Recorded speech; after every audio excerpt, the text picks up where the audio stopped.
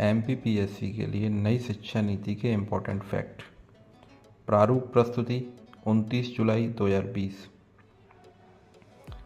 अध्यक्ष डॉक्टर के कस्तूरी रंजन, ये इम्पोर्टेंट है, इसको याद रखना है। अध्यक्ष हैं डॉक्टर के कस्तूरी रंजन। संरचना 5+3+3=4, 5-3-3-4 ऐसे भी याद रख सकते हो। ये बहुत ज़्यादा इम्पोर्टेंट है। अगर नई शिक्षा नीति से मध्य प्रदेश पीएससी में अगर क्वेश्चन बनता है तो ये क्वेश्चन बनने के पूरे चांस हैं। इसका जो स्ट्रक्चर है वो 5-3-3-4 है, ठीक है।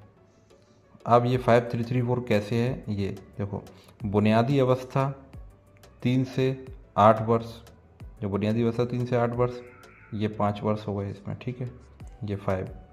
प्राथमिक अवस्था 8 से 11 वर्ष, ये 3 वर्ष, 3 वर्षीय, ठीक है। माध्यमिक अवस्था 11 से 14 वर्ष तक, ये 3 वर्षीय है। और उच्च अवस्था 14 से 18 वर्ष, ये 4 वर्षीय है। तो 5-3-3-4 ये याद रखना है, ये इम्पोर्टेंट है।